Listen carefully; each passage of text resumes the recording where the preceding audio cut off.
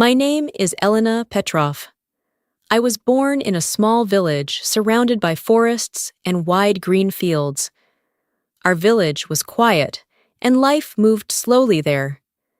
In the morning, birds sang in the trees, and the air smelled fresh and clean. In the evening, the sky turned orange and purple as the sun went down behind the hills. When I think about those days now, they feel like a dream from another life. My family was simple, but we were happy. My father was a hunter.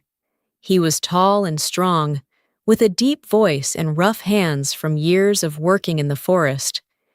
He knew every path between the trees and every sound the animals made. My mother was gentle and warm. She kept our home clean and always filled it with the smell of fresh bread and soup. She had a small garden behind our house where she grew potatoes, carrots, and cabbage. And then there was my little brother, Ivan. Ivan was 8 years younger than me, and he followed me everywhere. If I walked to the river, he followed. If I climbed a tree, he tried to climb it too, even though he was still too small. He laughed easily and believed I could do anything. To him, I was not just his sister. I was his hero. At that time, I was 16 years old. I helped my mother in the house, and sometimes helped my father in the forest. My father believed girls should learn the same skills as boys. Because of that, he taught me how to shoot his hunting rifle. The first time he placed the rifle in my hands, I felt nervous. It was heavy, and the metal felt cold against my fingers. But my father stood behind me patiently, guiding my arms. "Do not rush," he told me. "A good shot is calm and quiet. Breathe slowly. Listen to the world around you." He set up a wooden target between 2 trees and showed me how to aim. I focused carefully, trying to keep my hands steady. When I finally pulled the trigger, the loud sound echoed through the forest. Birds flew into the sky, and my heart beat fast in my chest. My father walked to the target and smiled. "You see?" he said. "You have talent." After that day, we practiced often. Sometimes we hunted together in the forest. Other times, we simply shot at targets while my little brother watched and cheered for me. Back then, shooting felt like a game. I never imagined it would one day become something else. Everything began to change in the summer of 1941. One morning, the village bell rang loudly and continuously. The sound was strange and urgent. People came out of their houses and gathered near the center of the village. Everyone looked worried. I stood beside my parents while my brother held tightly to my hand. Soon, a soldier from the city stood in front of the crowd. His uniform was dusty, and his face looked tired. When he spoke, his voice was serious. "War has begun," he said. The word hung in the air like a storm cloud. War. At first, I did not fully understand what that meant, but I saw the fear in the faces around me. Some women began to cry quietly. The older men spoke in low voices. My father did not say anything. He only stood there silently. That evening, dinner felt different. The room was quiet. My mother kept looking at my father as if she already knew something. After we finished eating, my father stood up slowly. "Elena," he said, "come with me." We walked outside and into the forest behind our house. The air smelled of pine trees, and the ground was soft under our feet. My father carried his rifle. He stopped near a clearing and turned toward me. "The world is changing," he said quietly. "Soon life will not be as peaceful as it has been." I looked at him, confused and worried. Then he handed me the rifle. "Remember everything I taught you," he continued. "Stay calm. Breathe slowly, and never shoot unless you must." I nodded, though I did not fully understand his words at that moment. A few days later, the truth became clear.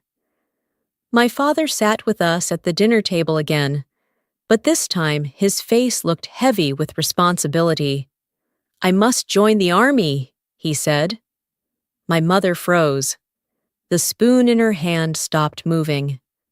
My little brother looked from one face to another, confused.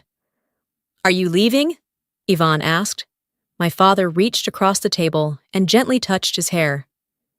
"Yes," he said softly. I felt a tight pain in my chest. "Will you come back?" I asked. My father looked at me for a long moment. I could see both love and sadness in his eyes. "I will try," he answered. The next morning, many men from the village gathered near the road. Trucks were waiting to take them away. Women cried and hugged their husbands. Children clung to their father's coats. I stood beside my mother and brother as my father prepared to leave. Just before climbing into the truck, he walked back to me. He placed something small in my hand. It was his old compass. "You must take care of your mother and brother while I am gone," he said. "I will," I promised. He hugged me tightly, then turned and climbed into the truck. That was the last time I saw my father alive. For several months, letters arrived from him.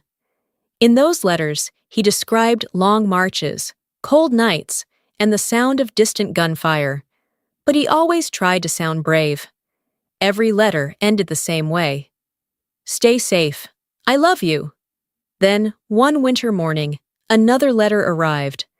But it was not written by my father. My mother opened it slowly. As she read the words, her hands began to shake. The color drained from her face. Then she sat down heavily in a chair and began to cry. I already knew what the letter said before she spoke. "Your father died in battle," she whispered. My little brother did not understand. "Where is Papa?" he asked again and again. No one had the strength to answer him.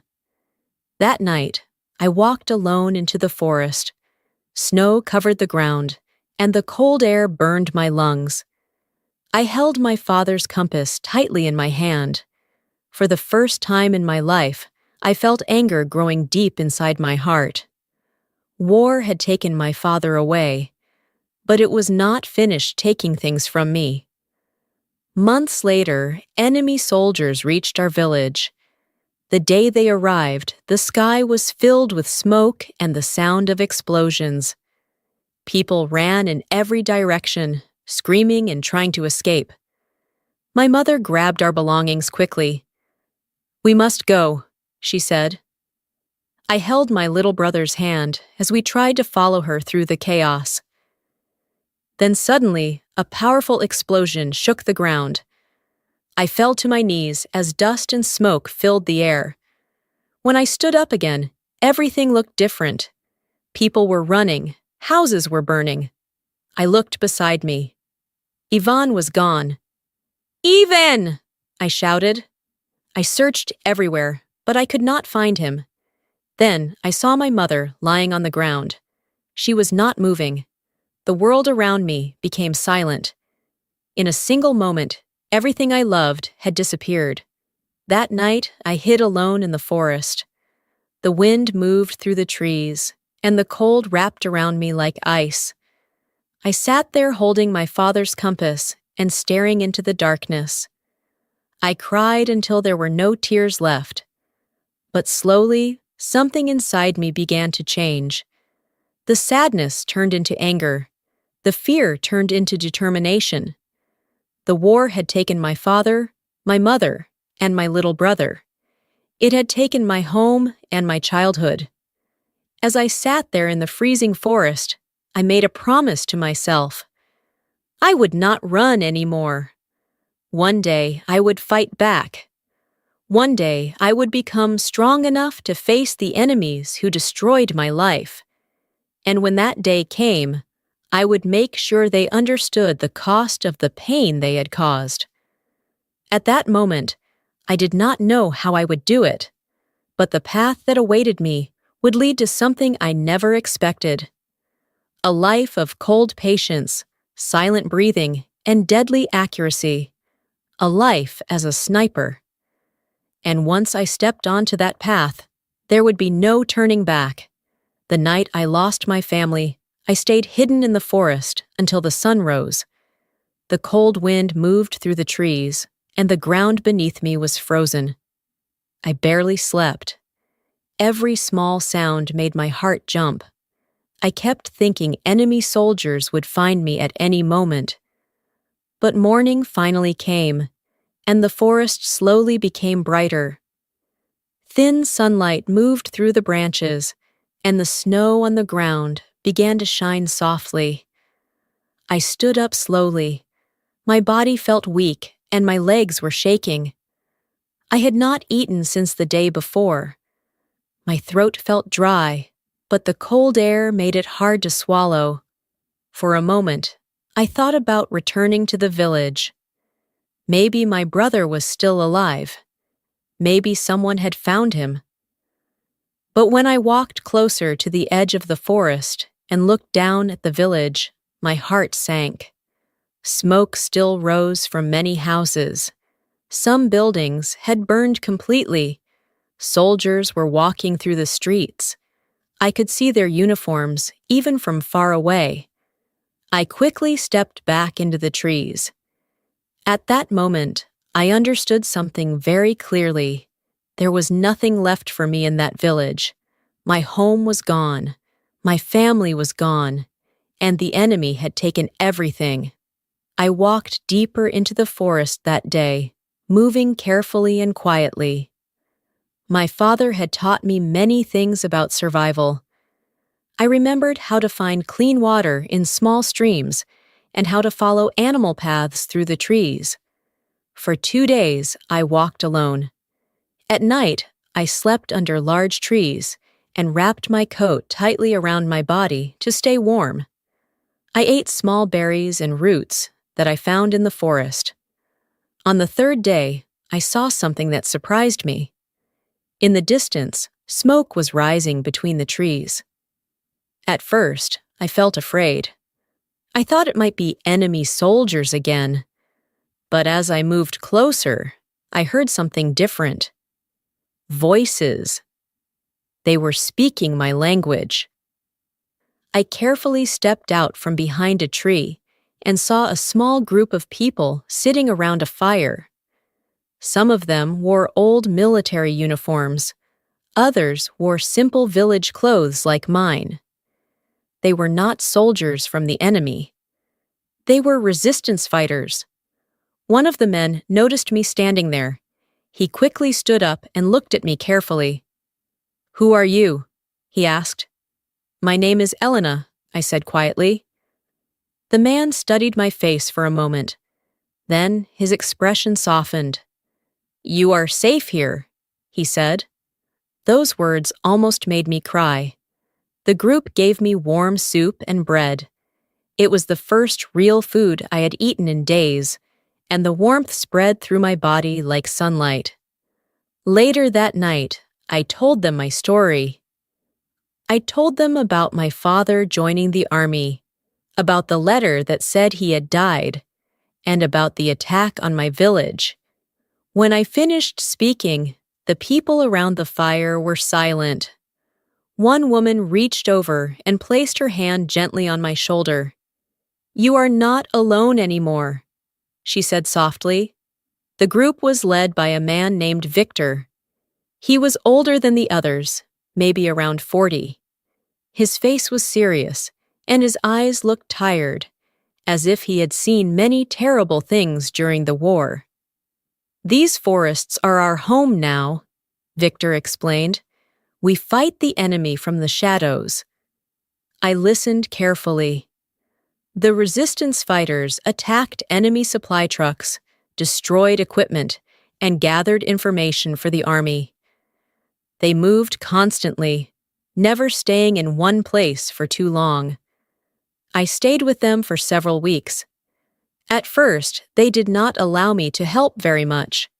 I cooked food, cleaned weapons, and carried supplies when the group moved to a new hiding place. But inside my heart, the anger I felt was still burning. One evening, Victor was sitting near the fire cleaning his rifle. I walked over and sat across from him. "I want to fight," I said. He looked up slowly. "You are still young," he replied. "War is not something you should want." "They killed my family," I said quietly. "They took everything from me." Victor studied my face for a long moment. "Many people here have lost someone," he said, "but fighting requires more than anger. It requires patience and discipline." I did not answer, but I did not move either. Finally, he sighed. "Can you shoot?" he asked. I nodded. "My father was a hunter," I explained. "He taught me." The next morning, Victor took me deeper into the forest. He placed a small metal can on a tree stump about 50 meters away. "Show me," he said. He handed me a rifle. My hands felt steady as I lifted the weapon. The weight felt familiar, almost comforting. I remembered my father's voice. "Stay calm, breathe slowly." I aimed carefully and pulled the trigger. The sound echoed through the trees. The metal can jumped and rolled off the stump. Victor raised his eyebrows slightly. "Again," he said. This time he placed the can farther away. I adjusted my aim and fired again. The can fell once more. For a moment, Victor did not speak. Then he nodded slowly. "You do have talent," he admitted. After that day, my life began to change again. The resistance fighters started teaching me more advanced skills. I learned how to move silently through the forest, how to hide my tracks in the snow, and how to watch enemy movements without being seen. But the most difficult training was still ahead. One afternoon, Victor handed me a different rifle. It was longer and heavier than the hunting rifle my father had used. "This is a sniper rifle," he said. I held it carefully. "What is different?" I asked. "A sniper must be invisible," Victor explained. "You may lie in the same place for hours without moving. One mistake can reveal your position." He pointed toward a distant tree. "Your target will not always be a metal can," he said quietly. His words sent a chill through my body. That night, I could not sleep. I lay under the dark sky, staring at the stars above the forest. I kept thinking about the path I had chosen. If I became a sniper, I would take human lives. But then I remembered my mother lying on the ground in this burning village. I remembered searching for my little brother and never finding him. And I remembered the letter that said my father had died in battle. The anger returned. The pain returned. By morning, my decision was clear. When Victor saw me, he asked one simple question. "Are you ready for the training?" I nodded. "Yes," I said. The training was harder than anything I had ever experienced. We practiced for hours every day. Victor forced me to lie in the snow without moving, sometimes for an entire afternoon. "Control your breathing," he repeated again and again. My muscles ached. My fingers became numb in the cold, but I refused to give up. Slowly, my aim became better. My body became stronger. My mind became calmer. Weeks turned into months, and little by little, I stopped feeling like a frightened girl hiding in the forest. Instead, I began to feel like something else, something sharper, something more dangerous. One evening, Victor sat beside the fire and looked at me seriously. "You are ready," he said. "Ready for what?" I asked. He looked into the darkness beyond the trees. "For your first mission." A quiet silence filled the forest. My heart began to beat faster. After months of training, the moment had finally arrived. But deep inside, I knew something else too. Once I took my first shot in battle, there would be no turning back. The night Victor told me I was ready for my first mission, I felt a strange mix of emotions inside my chest.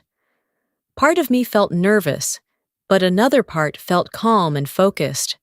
For months I had trained for this moment. Every long hour lying in the snow, every lesson about patience and silence had led to this point. Still, the idea of my first real battle made my heart beat faster. The next morning, Victor gathered our small group around the fire. The forest was quiet, and the sky was gray with heavy clouds. "Enemy soldiers are using the road near the eastern hill," Victor explained. "They send patrols there every day." He looked directly at me. "Elena will watch the road from the hill. Her job is simple: observe first. If necessary, take the shot." The others nodded, but no one spoke. Victor then handed me my sniper rifle. I held it carefully, feeling its familiar weight in my hands. Before we left, Victor said something quietly to me. "Remember what I taught you. A sniper must control fear." I nodded. "I will." We began walking through the forest before sunrise. The air was cold, and frost covered the ground. Our steps were quiet as we moved between the tall trees. After almost an hour, Victor stopped near a small hill that overlooked the road. "This is your position," he said. From there, I could clearly see the narrow road below.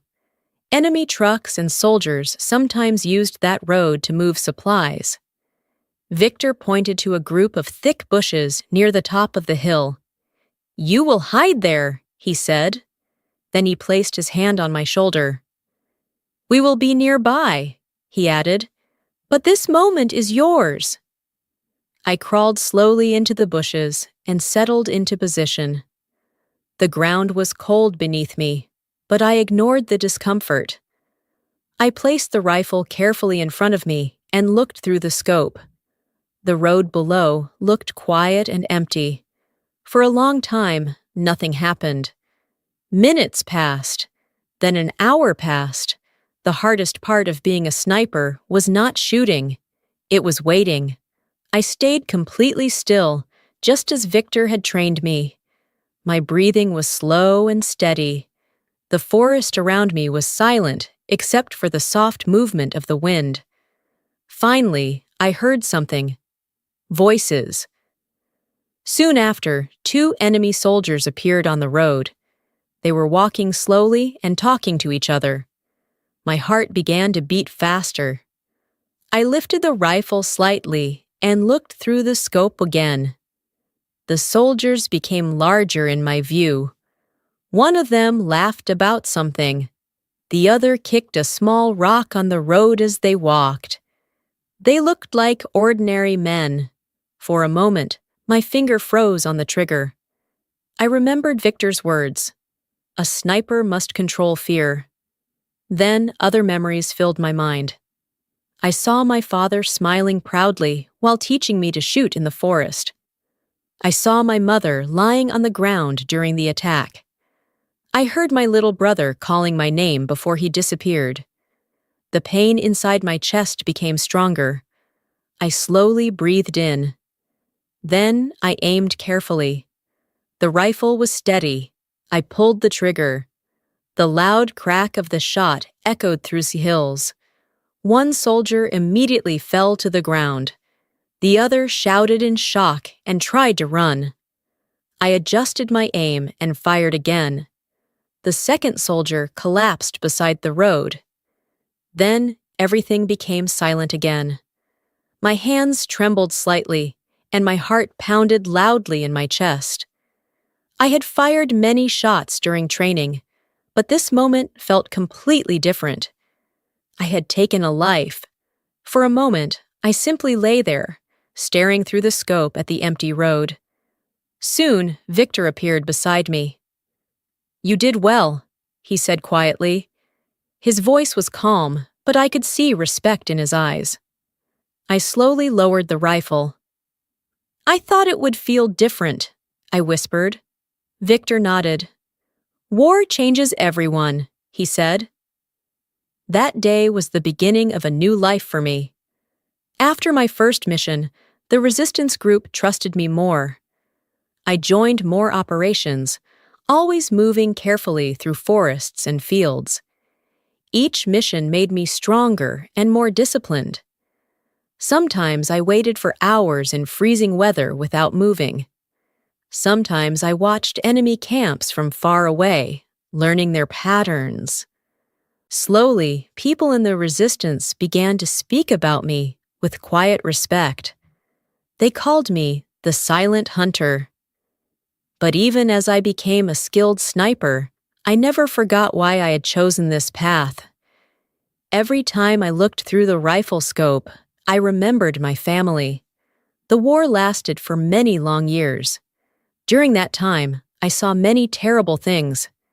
Villages destroyed, families separated, friends lost in battle. But I also saw courage. I saw ordinary people stand up against fear. I saw soldiers protect each other like brothers and sisters. And through it all, I continued fighting, not only for revenge, but for hope. Years later, when the war finally ended, the forests became quiet again. The guns stopped firing, and the long nightmare slowly faded away. One day, I returned to my old village. The houses had been rebuilt, but many faces were gone forever. I stood in the place where my childhood home had once stood. The wind moved softly through the grass. I held my father's old compass in my hand. For a long time, I simply stood there in silence. The war had taken everything from me, but it had also given me something unexpected: strength, courage, and the understanding that even in the darkest times, a person can still choose to fight for what is right. My name is Elena Petrov. Once, I was just a village girl, but the war turned me into something else: a survivor, a fighter, and a sniper who refused to let the voices of the past be forgotten. Thank you for listening to this story on Cozy English Story. If you enjoyed this heartfelt story and want to improve your English through powerful, real-life inspired stories, please like this video, leave a comment, and subscribe to the channel Cozy English Story. Your support helps us create more emotional and inspiring English stories for learners around the world. And before you go, tell me in the comments, what would you do if you lost everything in war? Would you choose revenge or a different path? I would love to hear your thoughts. See you in the next story on Cozy English Story.